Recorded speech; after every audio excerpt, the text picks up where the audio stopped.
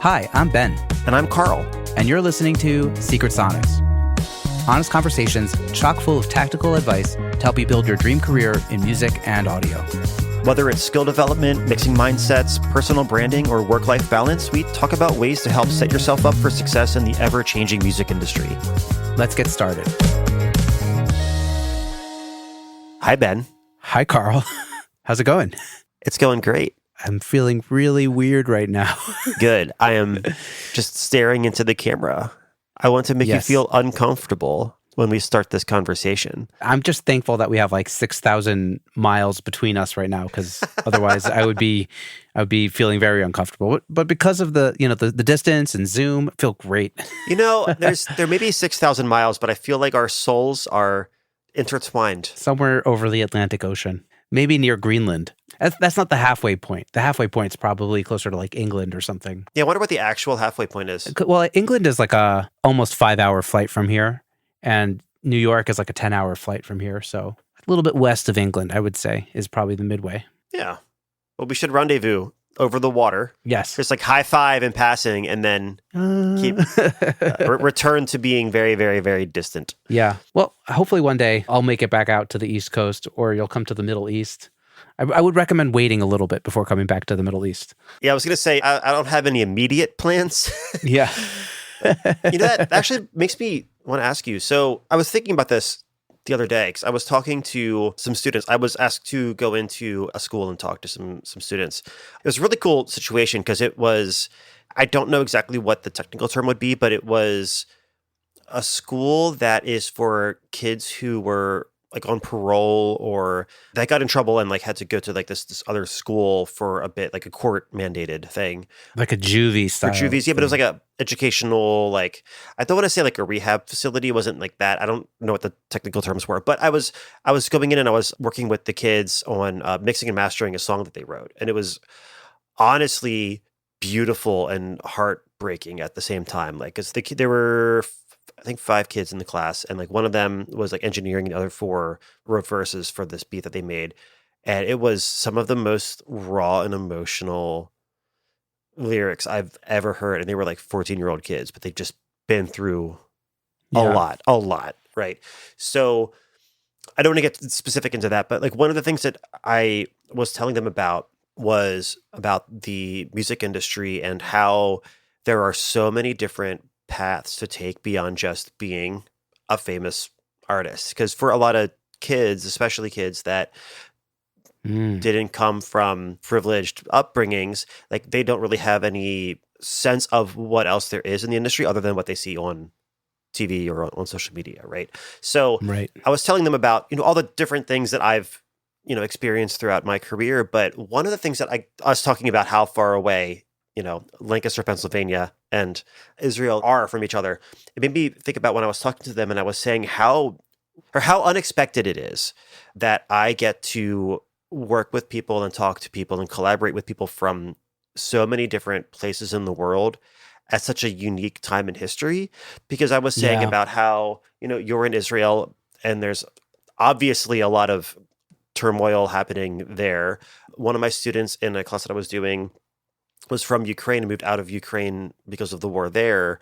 Wow. And it's not something that I ever expected or planned, or like that was part of my thought process of when I decided to get into mixing, or get into music. That wasn't really like a thing that I would consider, but the fact that I've been able to meet so many people and get exposed to so many different worldviews, despite the fact that I live in rural Pennsylvania, like Amish country, it's mind-blowing. And it hit me really hard just a few minutes ago when we were just, joking about, the distance between us, because it is really like fucking incredible that we can do this. It is, I don't know. Maybe it's just me, but I think I'm stopping to smell the roses for a second and just say like, it is amazing to be able to do this with you every week. Yeah, this is wild. Like this industry is wild. We're living in a crazy time. We really are. Yeah. It's like the geographic stuff still affecting us in our various places, yet we could still go online and have this virtual life, which is also completely removed from that, but also real, but also not completely removed from that. It's like, I don't know. And I know when I was teaching at the college back in the fall, one of the things that I realized I was doing a lot was I'm driving through Amish country. Like I'm literally driving through cornfields and, getting stuck behind horse and buggies and like waiting so I can like be able to pass them while listening to podcasts about the newest things in like AI and all this stuff. And it's like this weird like juxtaposition of the things that I do in my job and the things that are like I'm thinking about in my brain and the way that I kind of view the world, but then also that juxtaposed to the physical surroundings that I'm in. And could be more different. It could be more different. Well, I mean, I'm sure it could be more different, but it's definitely way more different than I ever imagined. The world is a weird place. The world is a very weird place. And we're in a weird stage of the world right now, Yeah. And that has nothing to do with the topic for today, but just I feel like we could get deep into this, but I feel like that would be way too off brand for the music production mixing podcast. Yes, but I did want to just take a second and say like yes, totally. This world is weird, and I'm glad we have each other in this, and we're able to coalesce over the internet.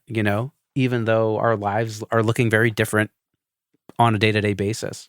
Although maybe not like in the studio, but in different ways, Yeah. Do you ever see Upload? That was a crazy, crazy show. No. I had like an existential crisis after watching the first episode.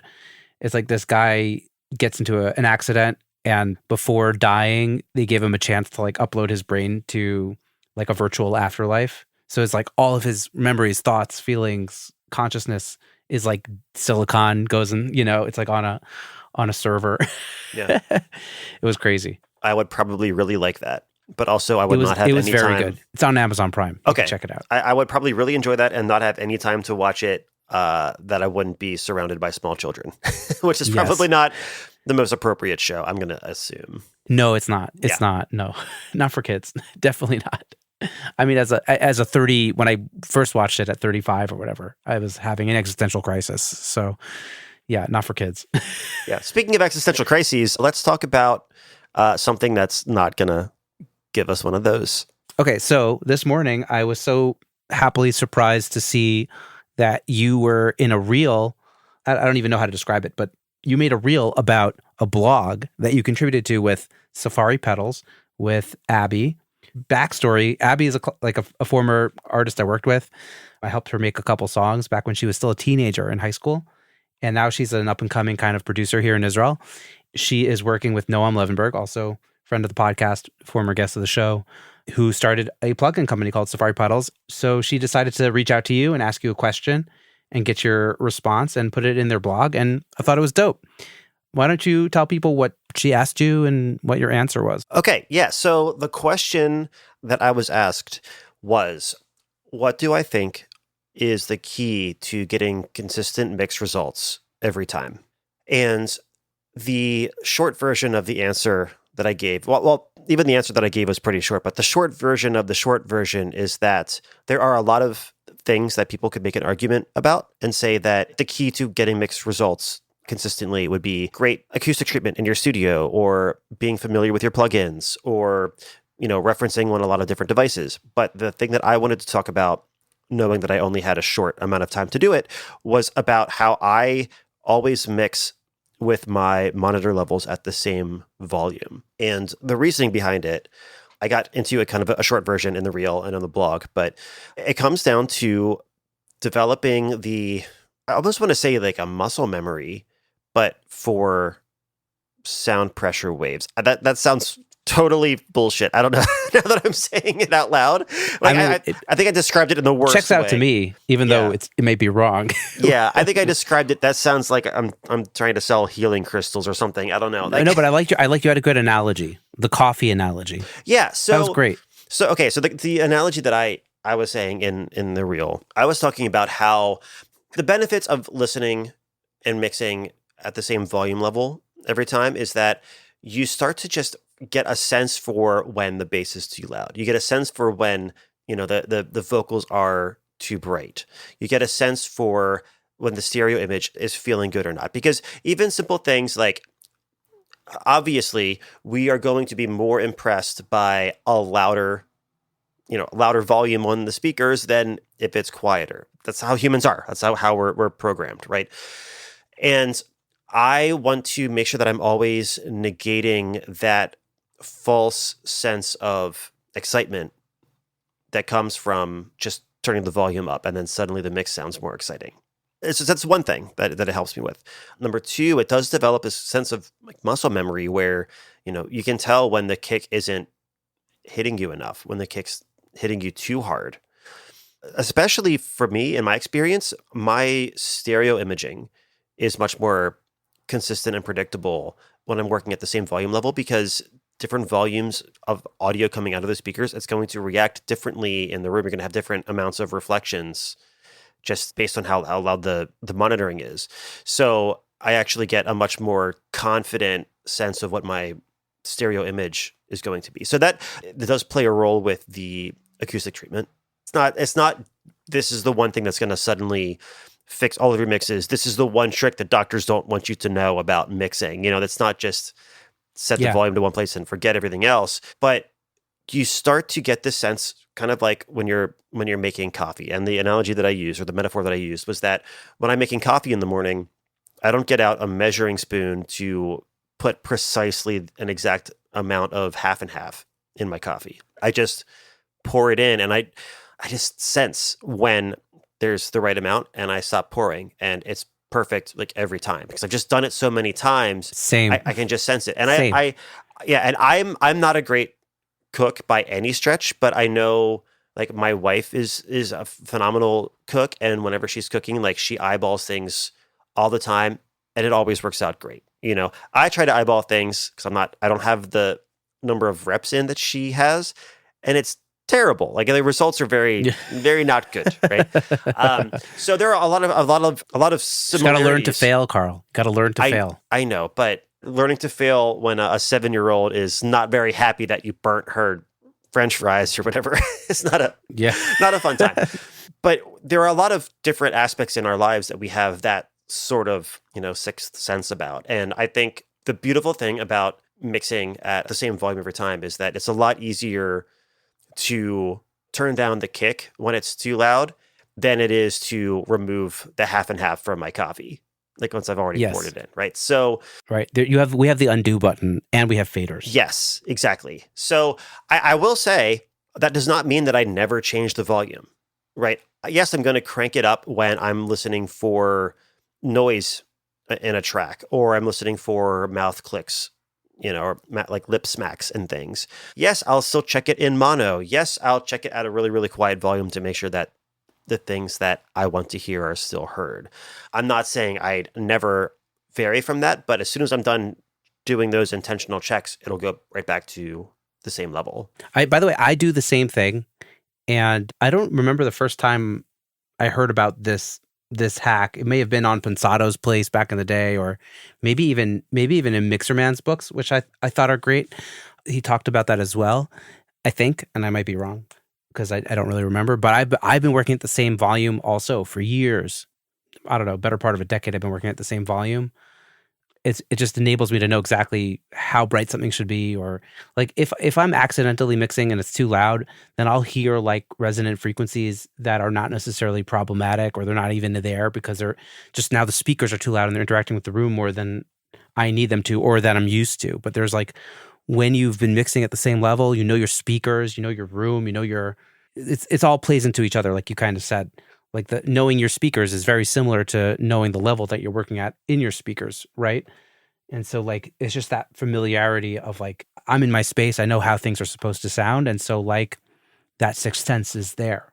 So it's kind of like all the other things about your room I think are also there, but maybe people haven't necessarily thought about the volume hack, but I'm glad you have, and I have also. It's definitely a game changer for me. Do you have like a separate volume level when you're using headphones versus Yeah, well, I think in headphones, I'm not as consistent in headphones now that I'm thinking about it. Okay, now this is making me think. I'm here for the hard questions, Carl. Yeah. It's like, how loud are your headphones? And it completely stumps me.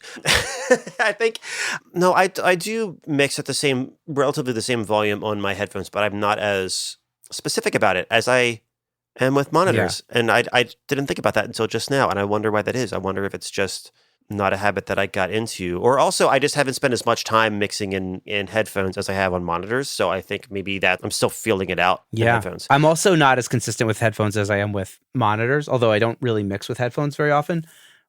But sometimes I'll do stuff when I can't turn my speakers on, like late at night or whatever, in headphones. And I do have a pretty consistent number on my RME total mix. Like my headphones are almost at like minus, this is the RME thing, at minus Yeah. 28.5-ish.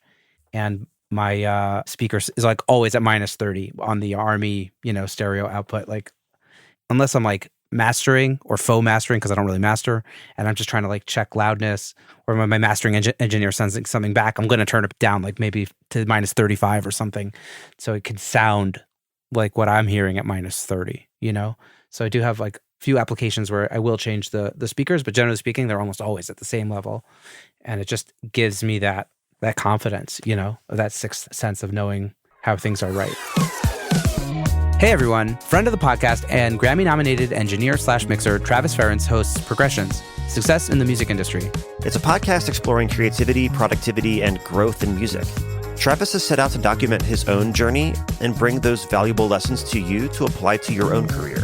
Join in each week for conversations with some of the industry's best and brightest about the mindsets and strategies that they use in their careers every day. Whether you're feeling stuck, digging for inspiration, or just looking for a mix tip, Progressions is probably for you. Go check it out wherever you get your podcasts, or click the link in the show notes. I was going to say, maybe we could talk about other things that help us get consistent mixes. If you have anything else that you want to share. I was going to say this. Here's a question that I have. I want to take the original question of what do you think is the key to getting consistent mix results every time? And I want to ask you the opposite. I want to ask you, what are things that get in the way of having consistent mixes? And then what are the things that we can do to overcome that? I think that might be a bit more interesting. That's very interesting. I have a thought, and this actually ties into what I was going to say about getting consistent mixes. Oftentimes, when I'm putzing around on the stereo bus, and I'm like maybe pushing some EQs a bit too hard, or trying out different compressors, like making things sound a little bit different, on the stereo bus, I start to lose my zen. I start to lose my balance, and then I don't really know what's happening, because I feel like having a consistent stereo bus, for me at least, helps me know that things are good and in check. If I'm like putzing around with EQ too much, I'll start to feel like I don't even know if this vocal sounds good anymore. Like for me, I think the stereo bus has to have some things, but it can't have too many things, and it can't be overly putzed around with. Because if you're overly putzing around with the stereo bus, then you're going to start compensating in the mix, and you're just not going to be clear about, like, is this like, now that I've put too much air on the stereo bus, now the vocal sounds a little sibilant and spitty, and like maybe I should turn that down. And then you start to go in these like kind of loops of like chasing your tail about like getting that vocal sound perfect, because you tried to fix the vocal by enhancing the stereo bus, which is, in my opinion, not necessarily the place to do that. Although adding a little bit of top end is often good, and it's like a fine line, right? Because like I do often add a little bit of sub and a little bit of top end on my stereo bus after the compressor and before the limiter, to kind of give it that kind of lift, and it does a little bit of the legwork down, earlier in the chain for like the kick drum and the bass, making them sound full and big.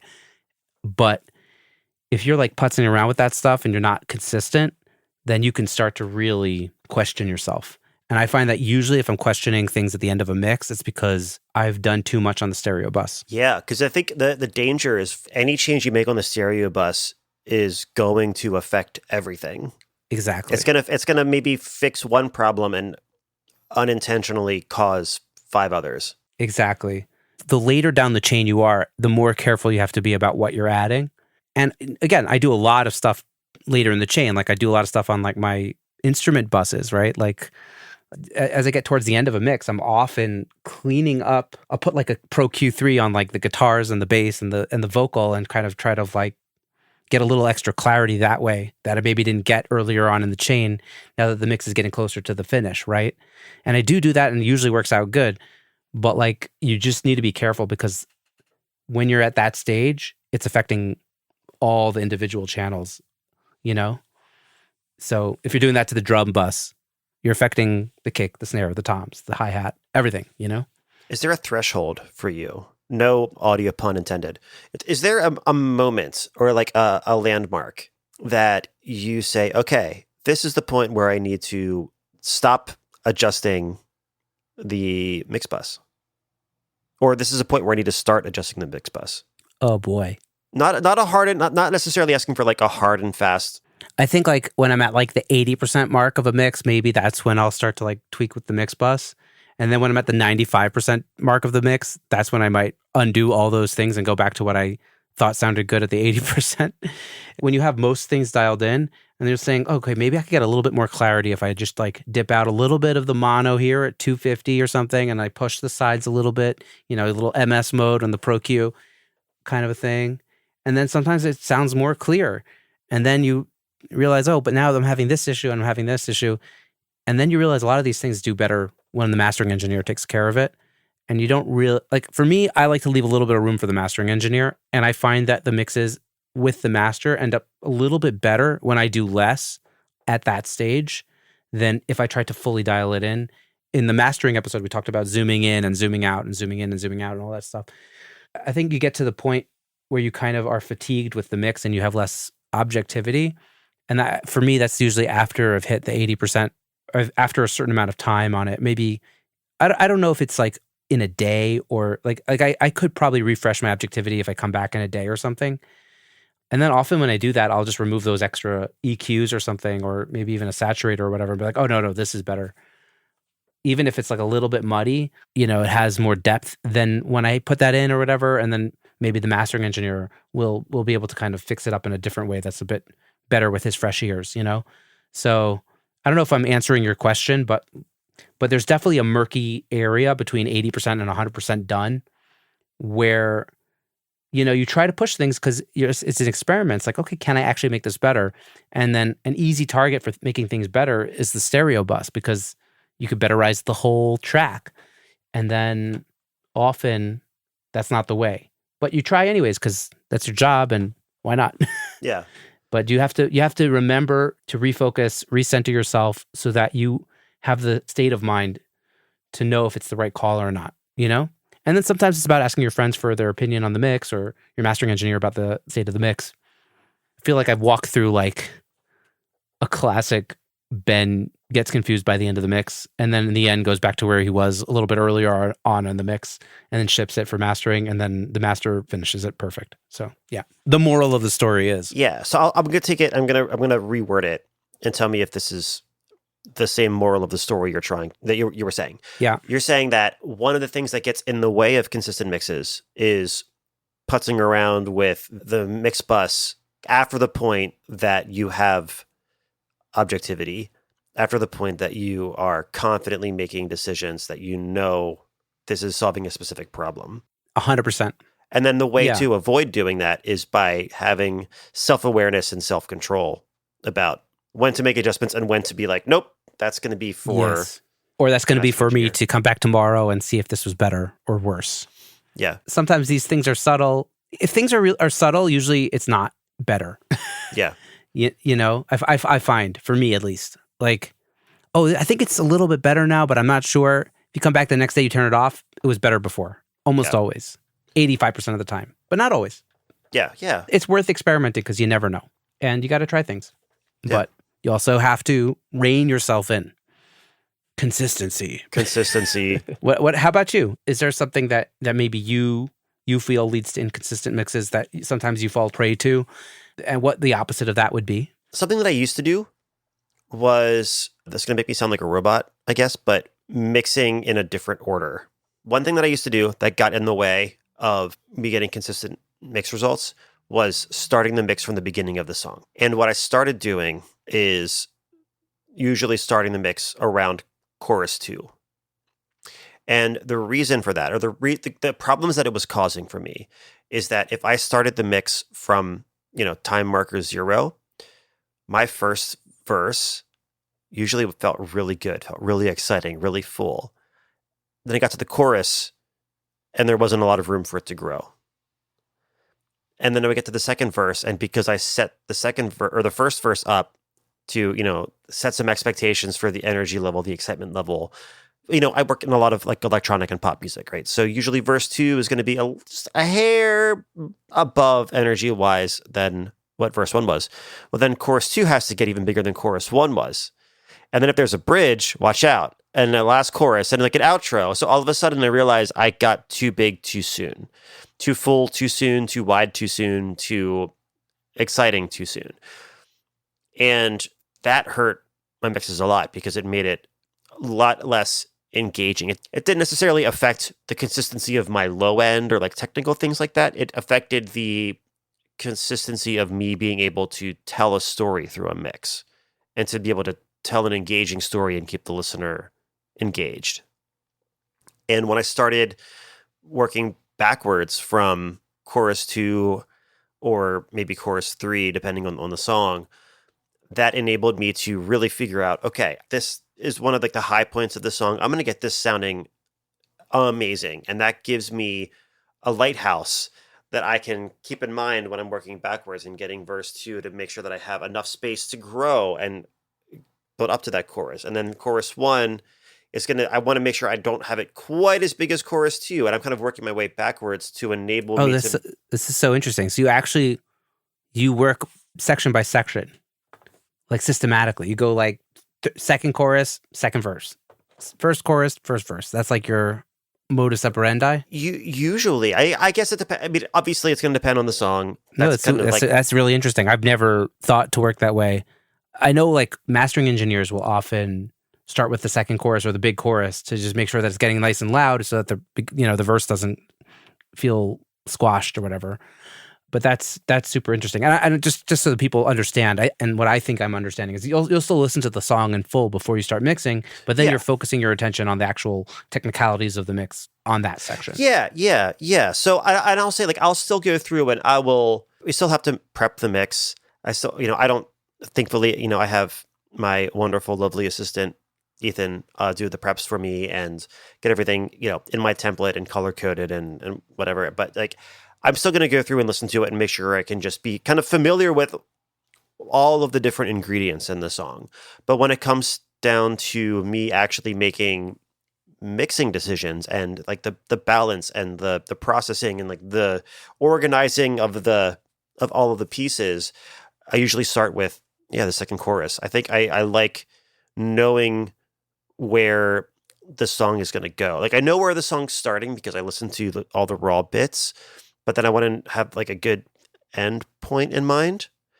And I usually don't start with the very end because I find there's always something exciting about having just a little bit too much happening in the very, very, very end of a song. There's something about like the franticness of that I actually kind of enjoy. Yeah, it's just like chorus 3 is like chorus 2, but like with a little extra on crack. Yeah, there's usually it's like chorus 2, but like with some ad libs and maybe like an extra tambourine layer. Like it's not usually too crazy. Yeah, or that subtle organ underneath or something. Yeah. Just give it that extra push. Yes. Or in the words of Spinal Tap, a little push over the cliff. To 11. Yeah. So starting from the very beginning of the song and starting to make mixed decisions based on the beginning of the arrangement as opposed to the totality of the arrangement, I think was something that got in the way of being able to consistently get effective mixes. Cool. Awesome. What else? Is there anything else that helps you get consistent mixes? Yeah, I also kind of generally mix in the same instrumental order as well. Are you doing the typical like drum, then bass, then guitars? Yeah, it's usually kick, and then it's usually kick first. And weirdly enough, I think that's because I mix in the same volume level. So like I can pretty confidently, like just using my ears, getting it to feel where I want it to be, get the whole mix built, and then when I go to my mix bus and check the output, it's going to be probably peaking around like -2.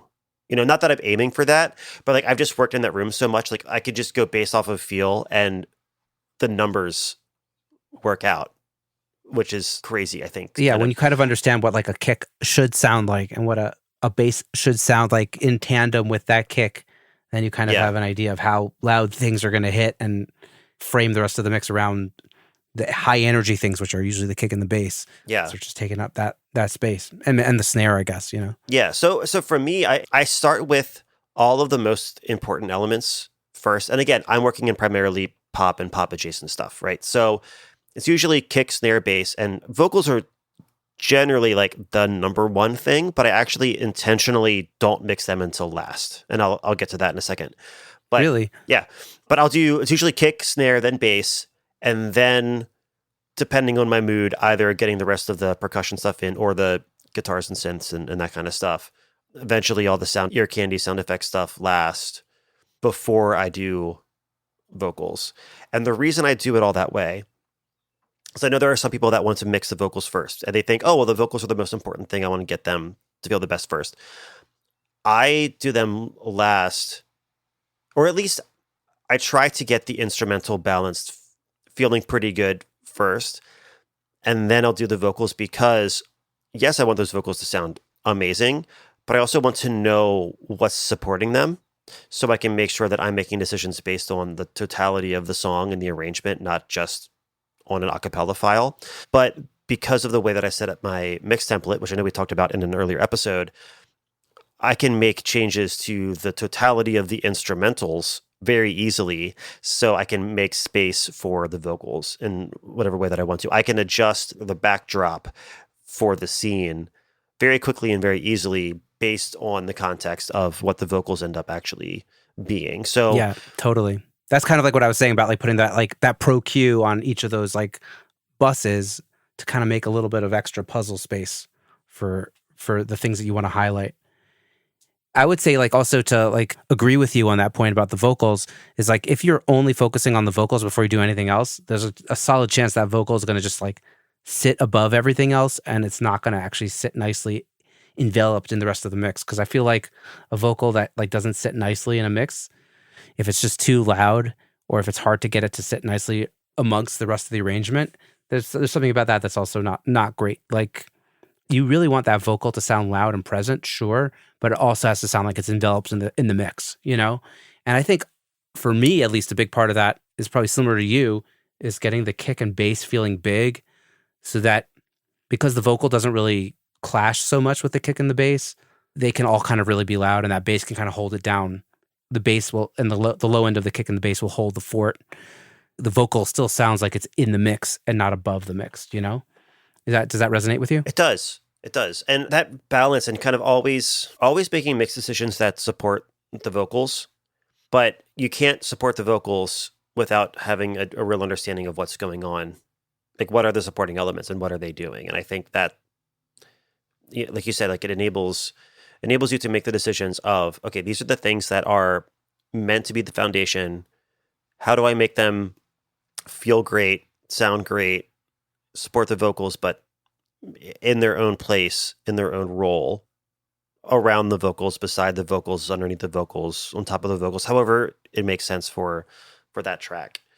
And then after I do all of that and I get everything feeling really good, like the kind of like the very, very last thing that I'll do, this is usually like, I almost want to say after the mix is approved, but like right when I feel like I'm pretty confident this is going to be the last round of revisions, that's when I'll make my automations on the mix bus, which I do two things.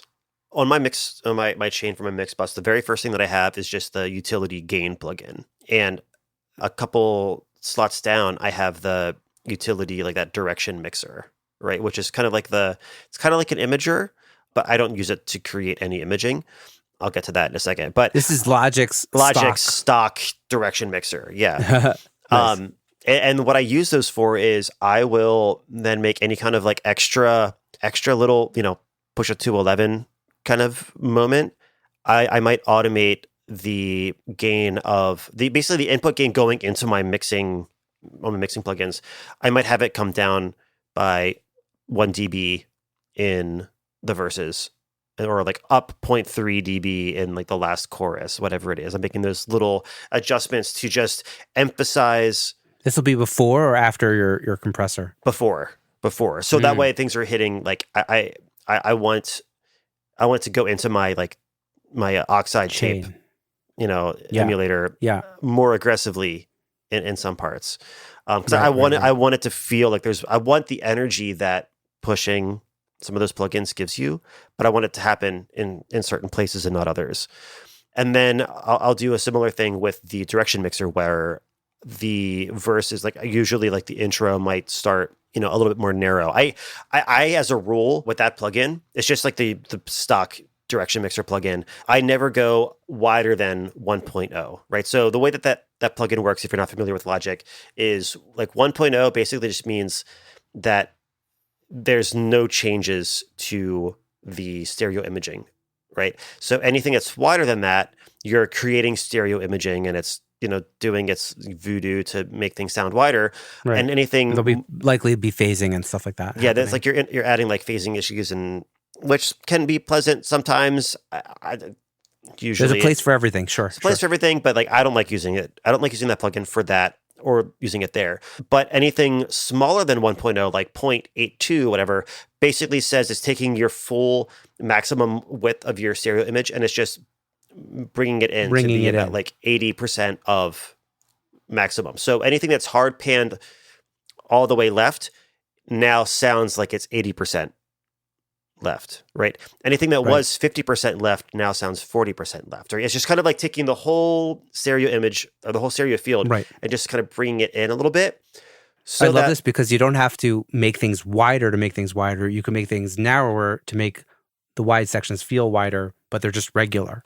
Bingo. That's it. It's just contrast. It doesn't have to be wider for that contrast. It has to be just more full wide instead of less wide. Yeah, exactly. So what I'll do is usually like the verses might be, at 0.8 or 0.82, and then the pre-chorus might go to 0.9, and then that little like quarter note before the chorus, when things get small, I might be more aggressive and automate that down to like 0.6. So it's kind of like bringing everything in for that little moment, so that way when the downbeat hits, everything feels like it exploded and got wider, even though I'm not actually adding any width. Right. I'm just allowing width. I'm allowing width. Yeah. So you can get that effect. You can get the effect of a really dynamic stereo image without having to like make things super wide, not having to like having the verses be all the way wide and then feeling like, okay, well, I want to make it sound more exciting. So I'm just going to get all these, unintended consequences of imagers. Yeah, or it's a way of creating more contrast, but not just by making things big or bigger. It's like, okay, well, how can I make it smaller? How can I make it wider? And those are the kind of automations that I'll do on my mix bus for at the very, very end, because by that point, then I'll have a better sense of where everything is, how the arrangement's going, and if I can get it to sound really, really great and exciting, and the artist loves it without that. When I do go and do that, that is just like icing. They probably don't even realize what it is that they like about it, but they know that something got more enhanced. It's just that extra like sprinkles on the icing on the cake. Love it. I had a couple thoughts when you were talking about this whole thing, but like I don't necessarily do vocals at the very end. I might do them at the end, but I will always do it after I have the low end, and maybe I would say like bass and drums sitting, because I kind of want to like feel how a vocal's gonna sit next to the drums and the bass, basically, because I know those are going to be elements that are going to propel the song forward with the vocal, and kind of like not to bash guitars, but like they're just not as important in terms of like full level usually, in terms of like the vocals, bass, and kick are like, and snare are basically the most important elements, I think, in like a pop song. And so I'm kind of just making sure that those are sitting together, and then it can give me a little bit of space to get the vocal.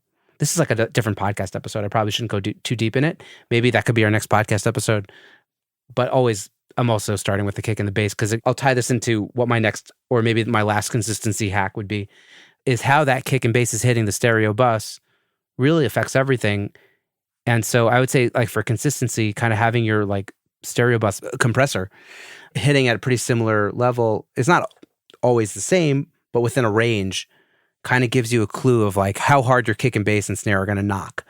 And dialing that stuff in at the beginning of the mix and seeing how the compressor is reacting is a great way to kind of know that your levels are going to be consistent throughout, and kind of almost like your monitoring system being the same every single time, knowing how your stereo bus compressor is reacting to the mix every single time. And from that very beginning of when you're getting that bass and kick stuff dialed in, that's going to set you up for success as you do the rest of the mix and you bring in the other elements and you're making sure that everything has its place.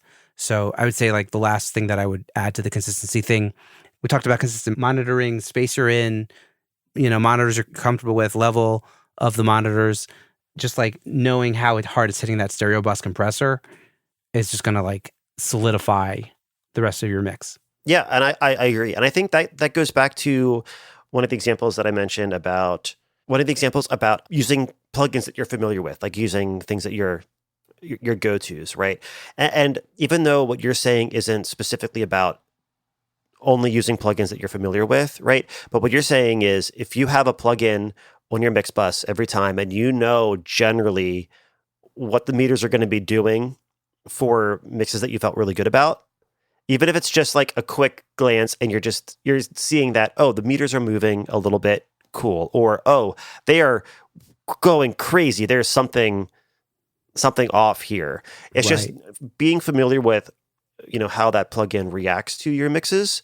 Even something as simple as knowing where the meters go is really useful. For me, exactly. Yeah. Like on that townhouse bus compressor that we both use, like if it's hitting -1 to -4 or something, we're in the ballpark. If it's more than that, we're done. You know? For me, the big one is the UAD oxide tape simulator that I use. I love that thing so much, and I know that when I'm playing the mix, if my kicks and my bass together are just causing it to just barely go into the red, just kissing that red a tiny little bit, I know that I'm really in a good place, and I know that I have a little bit of wiggle room for that last chorus for me to bump it up, which is why I have that utility gain plugin just before that tape simulator. So I know that when I want the smaller sections, like the more intimate sections, to feel intimate, I know that if I just automate that down a little bit, the input gain, essentially automating the input gain going into that plugin, but just knowing that Logic's stock plugins are going to play more nicely with delay compensation and all those things than me trying to do it to, a UAD plugin. That enables me to kind of use that meter as a gauge. Like I can tell right away, like I usually, if I feel like I think the subs might be a little hot, I pull that up and I can see like, oh, it's definitely like going into the red. Then that's just kind of like confirming, all right, this is hotter than I want it to be. I thought it was a little too much. This is confirmed. And it enables me to not just make quick decisions, but also kind of confirm my suspicions.